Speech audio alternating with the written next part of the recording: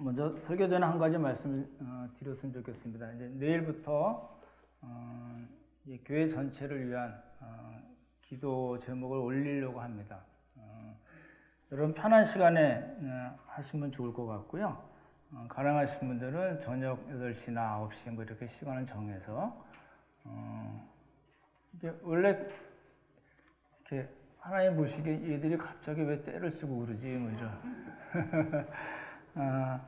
그래서 이제 그 개인적인 기도 제목, 젊은 분들은 개인적인 기도 제목도 제가 받았고, 또 어린이 교회부터 시작해서 작은 교회, 또 교회 전체, 또 우리 교육자들 이렇게 필요한 기도 제목들을 이제 모았습니다. 그래서 이제 내일부터 하루에 한 가지씩 이제 올려드리려고 합니다. 아마 보름 정도 갈 것 같은데, 여러분들 기도 제목도 필요하시면은 언제든지 작은 교회 리더분들이나 또 저에게 주시면 정리해서 같이 올려서 기도하는 시간을 가지려고 합니다.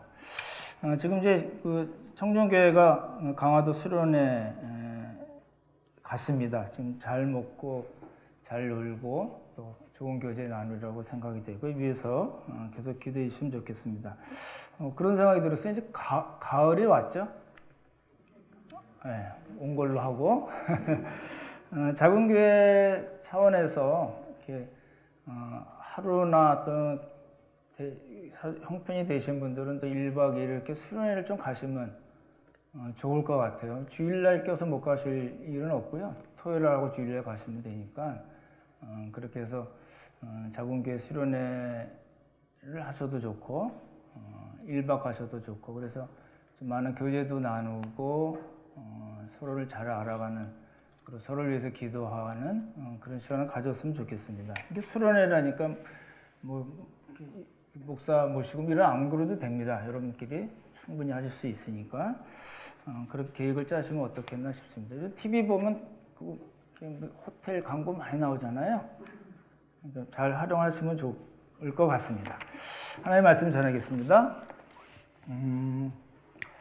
이제 이 설교 제목이 이제 바울이 알고 싶어 했던 것들, 또 우리가 알아야 할 것들입니다.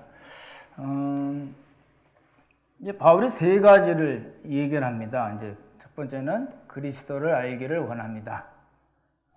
두 번째는 그 부활의 권능을 알기를 원합니다. 근데 그라는 거는 그리스도의 부활의 권능입니다. 그렇게 되어 있고요. 그 다음에 그 고난에 참여함을 알기를 원합니다. 그 말은 그리스도의 고난에 참여하기를 알기를 원합니다. 이런 뜻입니다. 그러니까 다 그리스도에 대한 3가지 거를 이야기한 거거든요. 그럼 먼저 주보 보시면 본문 보시고 10절 한번 같이 읽어볼까요? 같이 읽죠. 시작. 내가 그리스도와 그 부활의 권능과 그 고난에 참여함을 알고자 하여 그의 죽으심을 본받아. 이제 이렇게 그 3가지하고 뒤에 그의 죽으심을 본받아가 같이 붙어 있는 것 같은데 그렇게 돼 있지 않고 잘려져 있습니다. 그래서 이건 제가 목표 삼은 거는 10절부터 14절을 우리 빌립보서 강의가 다 끝날 때까지 여러분이 암송하시는 겁니다. 하실 수 있겠죠? 예. 오늘 10절 상반절만 알고자 하여까지만 한번 여러분 시간 드릴 테니까 한번 외워주실래요? 한번 같이 먼저 읽자. 시작. 내가 그리스도와 그 부활의 권능과 그 고난에 참여함을 알고자 하여. 예, 10초 시간 드리겠습니다.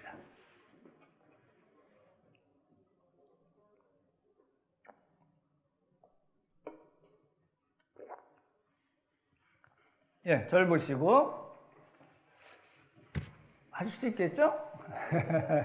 예, 같이 외워봅시다. 시작. 내가 그리스도와 그 부활의 권능과 그 고난에 참여함을 알고자 하여. 이렇게 원역을 이렇게 해놔서 좀 그런데 알기를 원합니다. 라는 뜻이죠. 그렇죠? 근데 여기서 여러 번 말씀드렸지만 알기를 원한다는 거는 그렇죠? 단순한 지식 뿐만 아니라 체험적 지식과 뭐라고요? 실천적 지식을 의미합니다. 그러니까 안다는 거는 나는 그렇게 알기를 원합니다. 알기를 원합니다. 알기를 원합니다. 한 거는 그렇게 살기를 원합니다. 라는 뜻입니다. 그렇죠? 그러니 여러분도 그렇게 사십시오. 라고 빌립보 교회에게 얘기한 겁니다. 그렇죠? 그래서 설교 제목을 바울이 알고 싶어 했던 것들, 또 우리가 알아야 할 것들은 바꿔서 얘기하면 뭐예요? 바울이 살고 싶어 했던 삶과 우리가 살아야 할 삶입니다. 그렇죠? 예, 그런 관점에서 이제 계속 말씀을 드리려고 합니다. 그걸 보십시오.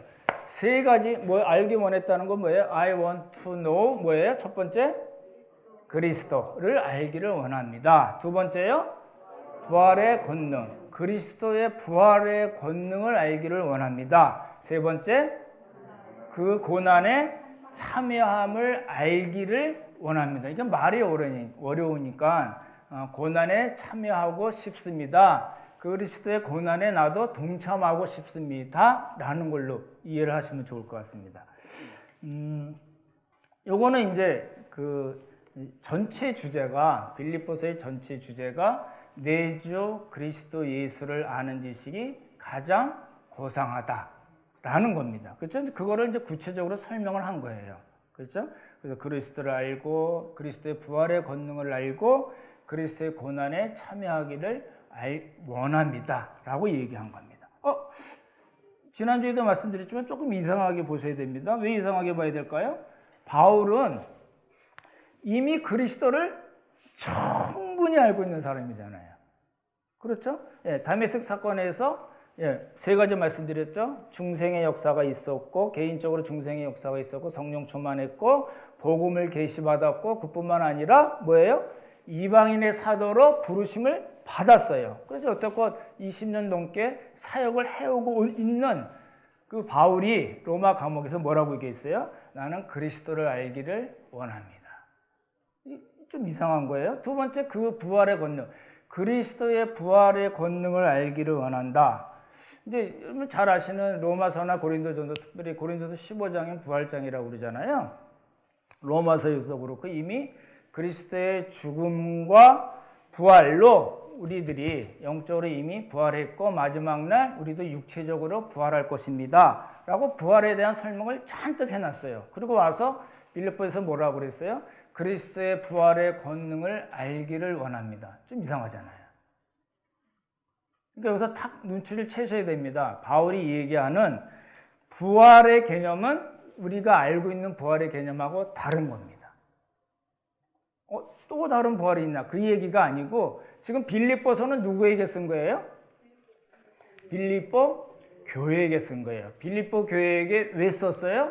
빌립보 교회에 어떤 문제가 있었기 때문에 그 문제를 해결하고 그 사람들을 더 높은 신앙의 단계로, 더 고급한 신앙의 단계로 이끌기 위해서 빌립보서를 썼기 때문에, 그렇죠? 근데 부활의 권능할 때 그 부활의 의미가 뭔가를 오늘 말씀을 잘 듣고 이해를 하시면 좋을 것 같습니다. 반드시 뭐학과 연결해서 생각을 해야 된다고요? 빌립보 교회의 상황. 그렇죠? 예, 그렇게 보시면 좋을 것 같아요. 고난에 참여하기를 알기를 원한다. 이게 또 말이 되게 어렵게 되어 있습니다. 이거는 이제 세 가지 중에 오늘 두 가지를 먼저 말씀드리고 고난에 참여한다는 건 다음 주에 말씀을 드릴 건데 바울은 이미 충분한 고난을 받은 사람입니다. 잘 아시다시피 중생을 하고 아라비아에서 3년을 사역을 하고 길리기아 다소에 가서 자기 고향에 가서 7, 8년 동안 사역을 하다가 1차, 2차, 3차 전도여행을 한 사람입니다. 그리고 가이사랴에서 2년 감옥에 있었고 지금은 로마 감옥에서 2년 동안 슬기로운 감방 생활을 잘하고 있는 사람입니다. 그렇죠? 그러니까 거의 20년이 넘어요. 그렇죠? 우리 백성교사님도 오셨지만 선교사님들끼리 이렇게 모이면 몇 년 되셨어요? 이렇게 묻는 게 일단 몇 살이서 이거보다 더 많습니다. 이제 바울로 이야기하자면 요 당시 로마 감옥에서는 20년이 넘었고 나와서 또 한 4, 5년 다니다가 또 다시 로마 감옥에 다시 갇혀서 이제 순교를 하는 장면이잖아요. 그러니까 이 고난에 참여한다, 예수 그리스도의 고난에 동참한다라는 것에 대해서는 바울보다 더 자신 있게 이야기할 수 있는 사람은 사실 잘 없습니다. 근데 바울이 여기 빌립보 교회의 상황 때문에 그 사람들을 더 고급한 신앙으로 끌고 가기 위해서 한 이야기가 뭐예요? 나는 그리스도를 알기를 원합니다. 나는 그 그리스도의 부활의 권능이 어떤 것인지 알기를 원하고 그리스도의 고난에 참여하기를 원합니다. 라고 얘기한 겁니다. 그러니까 우리가 알고 있었던 거하고 조금 다른 이렇게 표현하고 다르게 접근해야 된다는 걸 우리가 이제 눈치를 채야 될 것 같습니다. 첫 번째, 그리스도를 알기를 원합니다. 라고 얘기하는 거는, 그리스도를 알기를 원한다는 거는 바울 생애 전체, 사도로서 또 개인적으로 그리고 사도로서의 바울이 지향하고 있는 궁극적인 목표입니다. 뭐가요? 그리스도를 알기를 원하는 거를. 그러니까 바울이 바라보고 달려가는 표대입니다. 그렇죠? 우리 표대를 향하여 잘 아시잖아요? 바울이 이제 그렇게 얘기한 거예요. 나는 그리스도를 알기를 원합니다. 근데 말씀드렸듯이 다메섹 사건을 통해서도 그렇고 바울은 이미 예수 그리스도를 충분히 알고 있는 사람입니다. 그리고 2장에 빌립보서 2장에 보면 예수님의 비하와 승기까지 이야기하고, 그리고 빌립보 교회에 뭐라고 얘기했어요? 여러분 그리스도 예수의 마음을 품으십시오 라고 권면했어요. 그렇게 권면한 거는 뭐예요? 그만큼 그리스도에서 예수님에 대해서 충분히 잘 알고 있다고 우리가 볼 수 있는 겁니다. 그렇죠? 네, 근데 왜 바울이 그리스도를 알기를 원한다고 얘기했을까요? 이제 그걸 봐야 되는 겁니다. 지난주 말씀드렸듯이 지지난주죠? 안다라는 말은 헬라어로 뭐라고 그랬어요?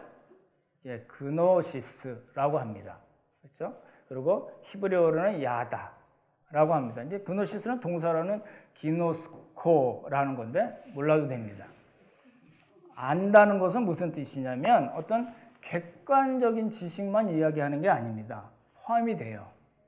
심지어는 이 성자 하나님께서 성부 하나님과 본질적으로 동등하신 하나님, 이거는 객관적인 지식에 해당되는 거예요. 우리가 성경 공부할 때 여러 가지 이야기되는 부분은 거의 다 많은 부분은 객관적인 지식을 의미하는 겁니다. 근데 거기서 멈추지 않고 바울은 그리스도를 알기 원한다고 얘기했을 때 그건 뭐냐면 예수 그리스도와 개인적으로 만나서 교제를 나눠서 체험적으로 예수 그리스도를 알고 싶습니다 라고 얘기한 겁니다. 이미 충분히 알고 있어요. 바울보다 더 많이 알고 있는 사람 없다고 얘기할 정도로 충분히 알고 있음에도 불구하고 바울이 뭐라고 얘기했어요? 나는 그리스도를 알고 싶어 하는 사람입니다 라고 얘기했어요. 왜요? 빌립보 교회의 상황 때문에 그런 겁니다. 이제 말씀드렸듯이 이제 부부간에 여러분 다 그러시리라고 봅니다. 부부간의 깊은 교제를 통해서 상대방의 마음을 충분히 이해하고 상대방과 같은 마음을 갖는 겁니다. 이게 눈빛만 봐도 서로 압니다. 그러시죠? 예. 눈빛 보면 그냥 팍팍팍 나가나요? 예. 우리 그걸 이제 바울이 빌립보서 2장에서 뭐라고 표현했어요? 한 마음, 한 뜻, 같은 사랑. 이라고 표현했어요. 그러니까 부부가 서로를 깊이 알고 살아가는 것 같이 바울은 예수님께서 사셨던 그런 삶, 예수님을 충분히 친밀하게 체험적으로 알고 예수님께서 사셨던 그러한 삶을 나는 살고 싶습니다 라고 얘기하는 겁니다. 그리스도를 알다라는 말은 그리스도와 같이 살고 싶습니다 라는 뜻이라고요. 이게 다른 이야기가 아니에요. 알다라는 말에 야다 기노스코라는 그노시스라는 말이 원래 체험적인 그렇죠? 지식을 포함하고 있기 때문에 그리스도를 알고 싶습니다라는 말은 그 그리스도와 같이 살고 싶습니다라는 말입니다. 그걸 잊어버리시면 안 돼요. 근데 바울은 빌립보서 전체를 우리가 맥락을 빌립보서를 다 펴놓고 보면 알 수 있는 게 뭐냐면 단순히 객관적이고 체험적인 지식에 멈추지 않습니다. 말씀드렸던 대로 한 걸음 더 나가서 교회와 성도를 위한 실천적인 지식, 뭐라고 얘기할 수 있어요? 실천적인 삶을 목표로 한다는 겁니다. 그러니까 이제 그리스도를 알다라는 말이 무엇인지 우리가 좀 명확하게 알고 있어야 됩니다.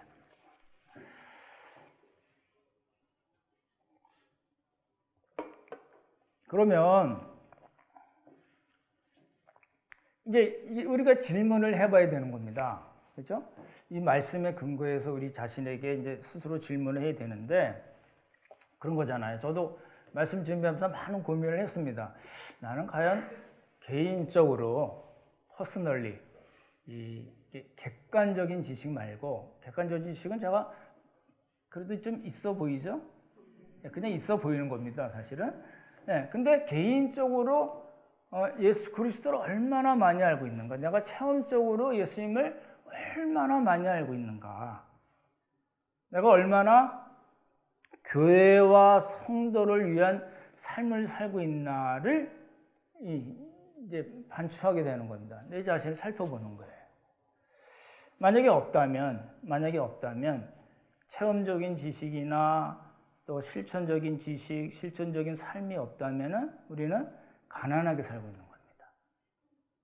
부유하신 그리스도를 믿고 있으면서도 가난하게 살고 있다는 겁니다. 믿기는 하지만, 그래서 구원은 받았지만 예수님을 체험적으로 모른다면, 그렇죠? 더 나아가서 실천적인 삶을 살지 않는다면 우리는 굉장히 가난한 삶을 살고 있는 사람이라는 걸 우리 인식을 해야 됩니다.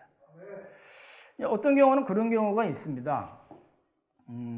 지난주에 엘리야 말씀드렸지만 엘리야처럼 교회를 무지하게 열심히 해요. 막 새벽 기도부터 3일 예배, 이렇게 금요일 주일 예배 안 빠지고 그리고 퀴즈도 열심히 하고 막 많이 해요. 그 일을 많이 하면서도 정작 하나님을 체험적으로 알지 못하는 일들이 있어요. 사실은 많이 있을 수 있습니다. 이제 저희가 교회가 6년이 됐지만 처음부터 제가 성가대를 크게 강조하지 않았습니다. 제가 성가대에 대해서 얘기한 일이 거의 아마 없는 걸로 생각이 되는데, 이제 우리가 여러분 잘 아시다시피 예배 요소에는 이제 신앙을 고백하고, 그렇죠?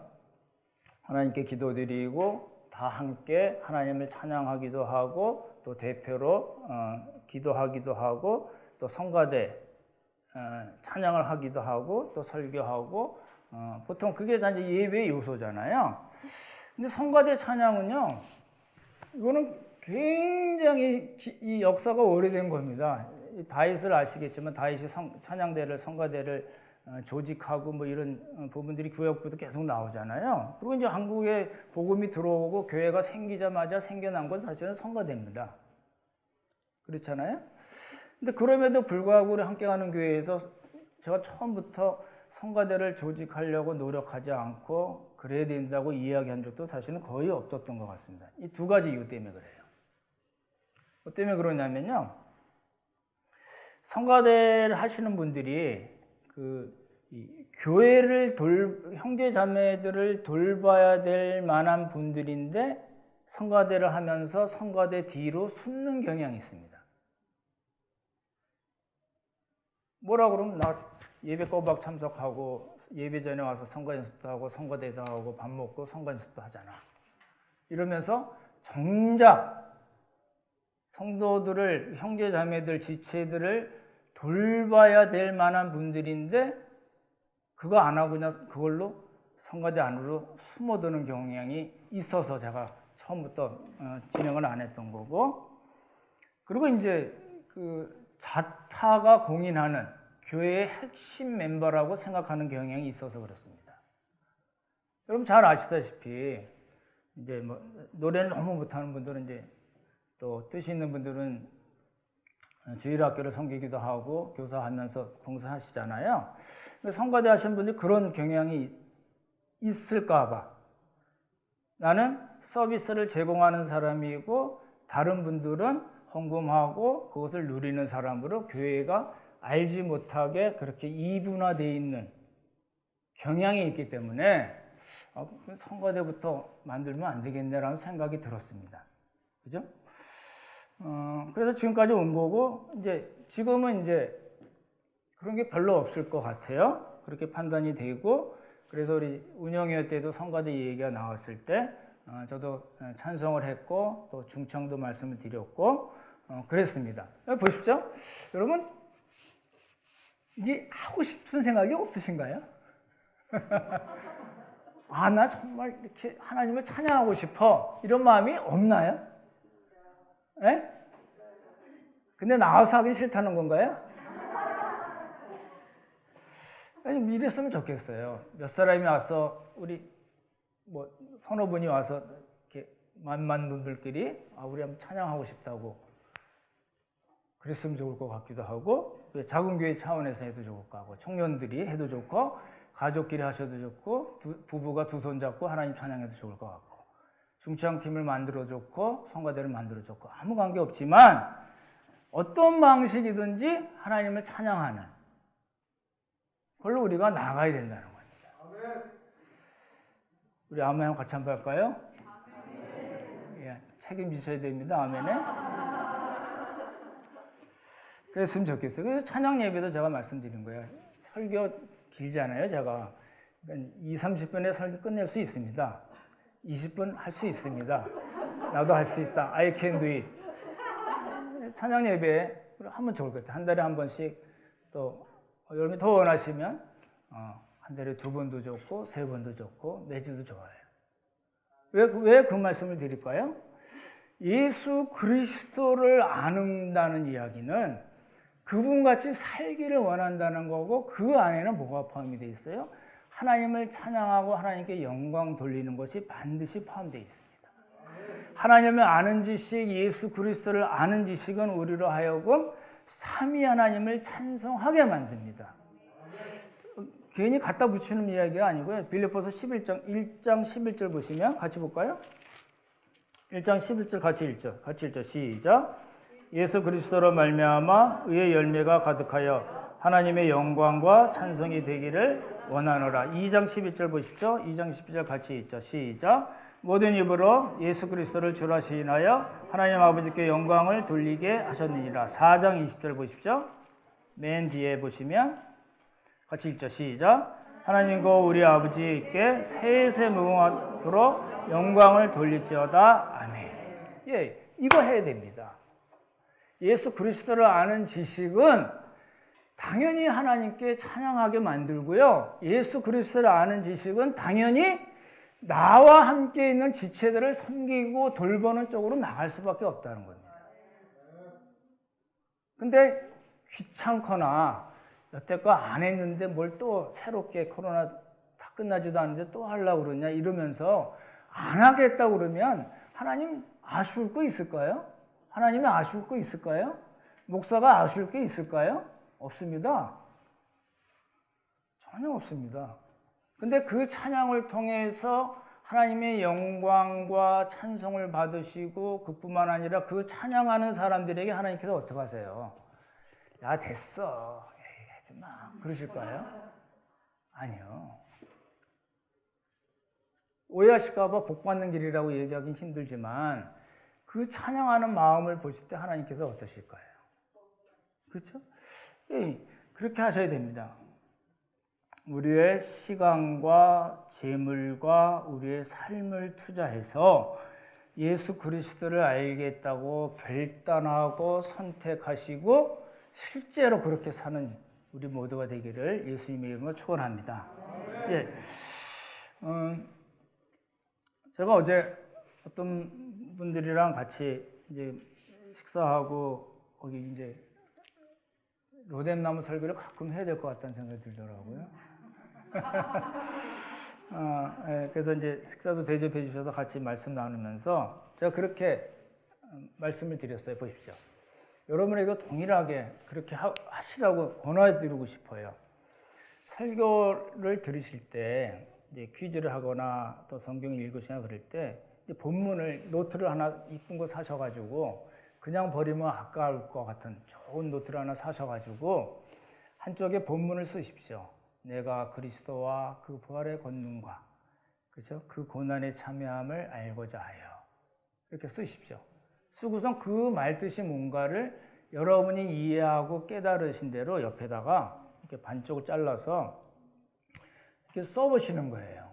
다 모를 수 있잖아요. 그럼 모르는 것도 쓰세요. 이런 게 무슨 말인가? 써보세요.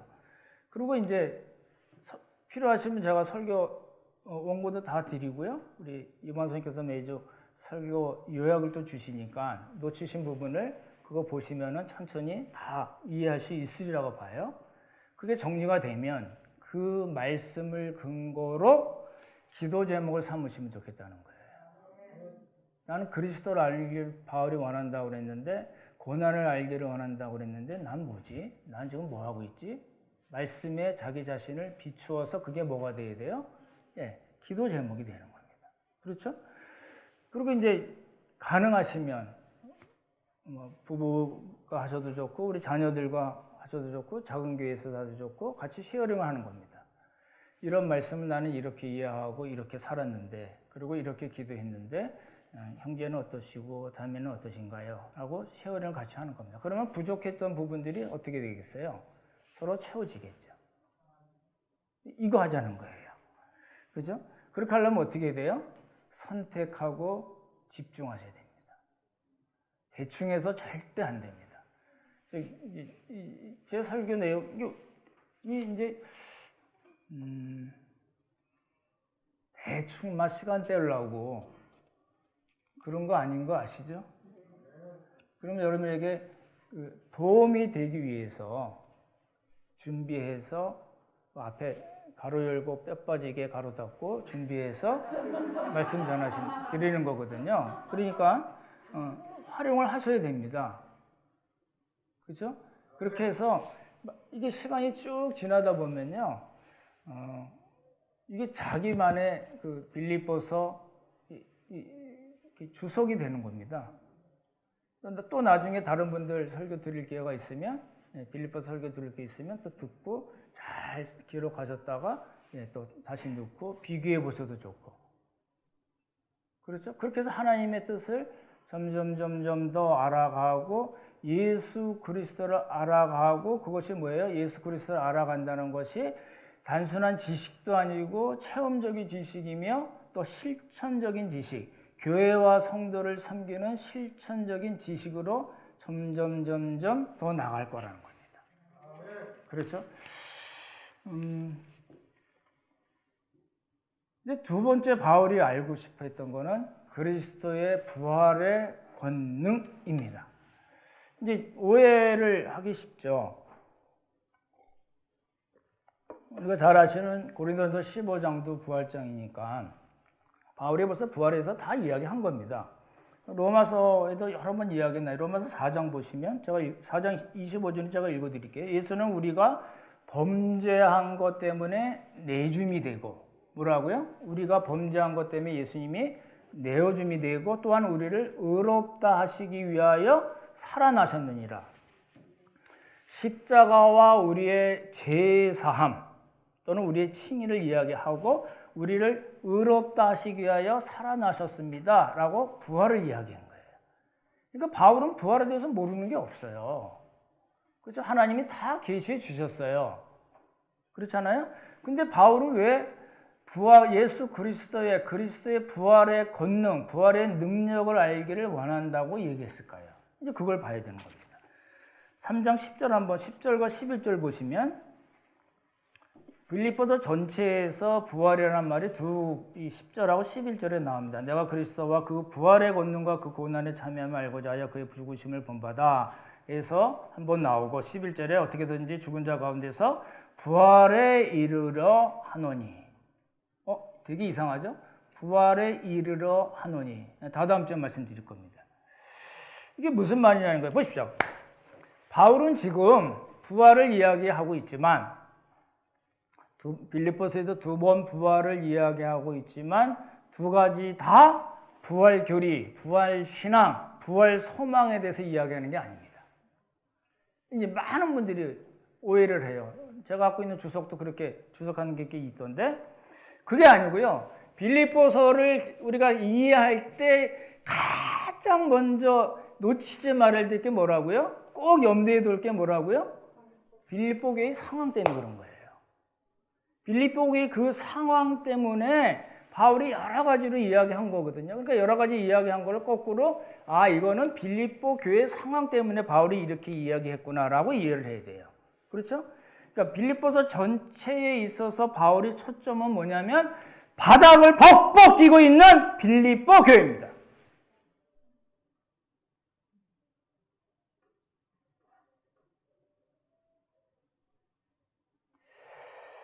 이제 그런 빌립보 교회를 염두에 두고 있기 때문에 그리스도를 알고 싶다, 부활의 권능을 알고 싶다, 고난에 참여하기를 원한다고 얘기한 거를 그런 관점에서 우리가 해석을 해야 됩니다. 그렇죠? 예수님을 믿어서 영적으로 부활하고 마지막 날 우리의 육체가 부활하는 그 부활을 얘기하는 것도 아니고 성자 하나님 예수님께서 부활의 권능으로 죽은 사람들을 살려낸 것 같이 바울도 그런 부활의 능력을 받아서 죽은 사람들을 벌떡벌떡 일으켜서 하나님을 증거하고 예수님을 증거하고 복음을 증거해서 많은 사람들을 믿게 하고 싶다 얘기한 것도 아닙니다. 말씀드렸던 대로 부활 신앙이라든지 부활 소망이라든지 부활 교리를 이야기하는 것도 아닙니다. 그럼 왜 바울이 부활의 능력을 이야기했나를 살펴봐야 됩니다. 말씀드렸던 대로 빌립보 교회의 상황 때문에 그래요. 2장 2절 보시면은 2장에 많이 나오죠. 한 마음이 안 되고 한 마음 한 뜻이 안 되고 그렇죠? 같은 사랑을 갖지 못했어요. 뭐라고요? 한 마음 한 뜻이 안 되고 같은 사랑을 갖지 않고 다투고 허용을 부리고 겸손하지 못해서 마땅히 돌봐야 될 형제 자매들을 돌보지 않았어요. 14절에 보면 다르게 표현해 있는데 뭐라고 표현해 있어요? 원망과 시비. 그게 빌립보 교회 상황이에요. 이것 때문에 바울이 지금 빌립보서를 쓴 거예요. 그러니 바울이 이야기한 그리스도를 알고 싶다. 그 부활의 능력을 알고 싶다. 그 고난에 내가 참여하고 싶다고 이야기한 것들은 전부 다 그 빌립보 교회의 상황에 비추어서 해석을 해야 된다는 겁니다. 그러니까 그리스도의 부활의 능력이라는 것은 보십시오. 저를 보십시오. 복음으로 죽은 자를 살려내는 예수님의 능력을 이야기하는 게 아니고 정말 형편없는 교회 성도들을 바울이 어떻게 하겠다고요? 끌어안겠다는 겁니다. 예수님이 우리를 그렇게 하셨던 것 같이 예수님께서 우리를 죽은 자 가운데서 있던 우리들을 끌어안으시고 고난과 죽음의 길을 거쳐서 우리를 부활하게 하신 것 같이 바울도 정말 형편없는 빌립보 교회 성도들을 끌어안고 고난을 당하고 죽음과 같은 고난이라 할지라도 관계없이 기꺼이 받아들이고 이 사람들을 어떻게 하겠다고요? 하나님께서 원하시는 정상적인 신앙으로 끌고 가겠다. 난 그 일에 헌신하겠다. 라고 이야기한 겁니다. 이해가 되시나요? 그러니까 지금 우리가 이제 빌립보서를 여러 번 읽으시다 보면 여러분 바울이 목표하는 바가 눈에 띄입니다. 예수 그리스도의 마음을 품으라는 거죠. 그렇죠? 1장 6절에 보면 착한 일을 시작하신 분이 그리스도 예수의 날까지 이끄실 거다. 이루도록 하실 것이다. 그리스도의 마음을 품고 너희의 구원의 완성을 위해서 두렵고 떨림으로 구원의 완성을 이루라. 그렇죠? 1장 10절 11절 한번 보시기 바랍니다. 같이 한번 읽을까요? 1장 10절 11절 같이 읽죠. 시작. 너희로 지극히 선한 것을 분별하며 또 진실하여 허물 없이 그리스도의 날까지 이루고 예수 그리스도로 말미암아 의의 열매가 가득하여 하나님의 영광과 찬송이 되기를 원하노라. 진실하고 허물이 없었으면 좋겠다는 거죠. 지극히 선한 것, 지극히 귀한 것이 무엇인지 분별하는 삶을 살라. 근데 그게 되나요? 지금 안 되고 있는 거예요. 지금 보십시오. 빌립보 교회는 지금 이렇게 표현해서 죄송하지만 지지볶고 싸우고 있는 거예요. 여러분 자녀들이 그런 거 보면 어떠실까요? 이 새끼들 큰 놈부터 먼저 패죠. 그렇죠? 너는 왜 형 말 안 들어? 그리고 또 동생도 패죠. 지금 바울은 지금 그렇게 하고 있지 않고 하나님은 그렇게 하고 있지 않는 거예요. 이 상황이 빌립보 교회에 생겨난 이 상황이 너무너무 마음이 아픈 거예요. 하지만 바울은 그것을 어떻게 해결했냐면 내가 그리스도를 알고 그리스도께서 나를 죽음 가운데서 이끌어내셔서 고난과 죽음의 자리를 거쳐서 부활의 승리의 자리까지 가시게 한 것 같이 그 능력을 받아서 이 빌립보 교회들을 어떻게 하겠다고요? 난 섬기고 싶다는 거예요. 지금 바울이 얘기한 부활의 권능, 부활의 능력이라는 것은 그걸 이야기하는 겁니다. 실제로 죽음 가운데 있었던 우리를 살리신 예수 그리스도의 부활의 능력을 받아서 죽은 것 같이 뭐라고요? 죽은 것 같이 비유적으로 얘기한 겁니다. 죽은 것 같이 한마음 한뜻 같은 사랑을 갖지 않고 다툼과 시비, 허영, 겸손치 못한 그 교회를 어떻게 하겠다고요? 살려내고 싶다는 거예요. 부활의 자리까지 끌고 가고 싶다는 거예요. 지금 바울이 그 얘기를 한 겁니다. 그러니 빌립보 교회 보고 어떻게 하라고요? 그리스도의 마음을 품고 서로를 돌보십시오 라고 얘기하는 거예요. 보십시오. 우리 함께 가는 교회도 저는 그러리라고 봅니다. 그리고 빌립보 교회도요. 그렇게 지지고 볶고 있긴 하지만 바닥에서 벅벅 기고 있긴 하지만 모델이 되는 사람들이 많이 있었어요. 그래서 바울이 지난주에 말씀드렸듯이 바울이 나를 본받으라고 얘기한 바울도 있고 바울이 보낸 디모데와 에바브로디도도 있고 그리고 4장에 보시면요. 바울과 멍에를 같이 한 동력자가 나옵니다. 그리고 글레멘드 그리고 그 이름이 생명책에 기록된 바울의 동력자들이 나옵니다. 그리고 우리 온전히 이룬 자들 나중에 말씀드릴 텐데 우리 온전히 이룬 자들이라는 표현도 나오고 우리를 본받은 것처럼 그렇게 행하는 자들도 있어요. 그러니까 빌립보 교회는 만만치 않은 그런 큰 문제에 봉착했음에도 불구하고 바울이 낙관적인 생각을 갖고 있는 건 뭐예요? 그러한 바울의 동력자들이 있기 때문에 그래요. 근데 그러한 바울의 동력자들이 바울과 동일하게 그리스도를 체험적으로 실천적으로 아는 사람일 뿐만 아니라 그렇죠? 그리스도의 그 부활의 능력에 의지해서 고난도 마다하지 않는 그런 사람이기 때문에 바울은 굉장히 낙관적인 생각을 갖고 빌립보서를 썼다는 겁니다. 나중에 이제 계속 말씀드릴 거예요. 우리 함께 가는 교회도 마찬가지죠. 본받을 만하고 정말 저분처럼 됐으면 좋겠다는 분들이 많이 있습니다. 한번 손 들어 보실래요?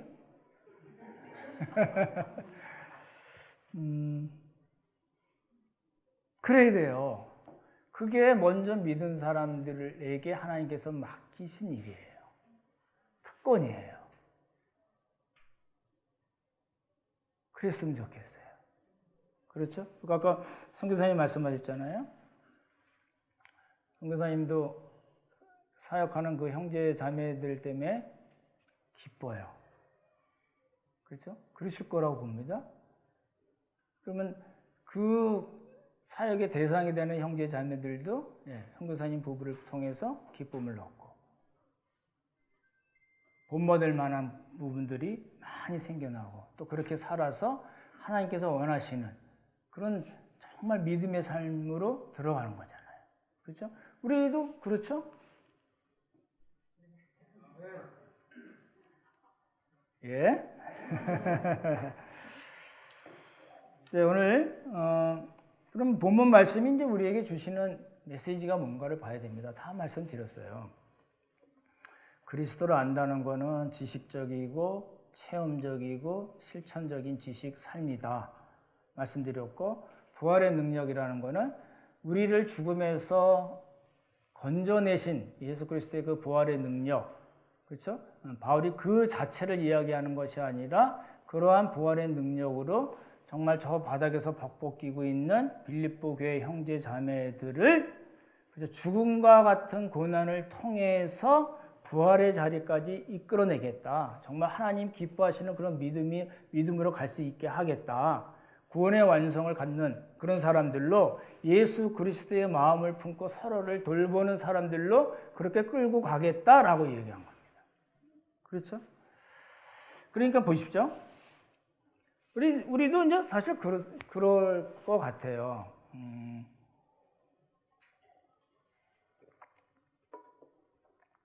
교회 공동체에 미성숙한 부분들이 있을 겁니다. 혹시 이제 방향이 잘못된 것도 여러분이 혹시 이제 발견하실 수도 있고, 이랬으면 좋겠다 하는 부분들이 있을 걸로 봅니다. 근데 이럴 때 우리가 어떻게 접근해야 되냐면, 이게 비평가로 가시면 안 됩니다.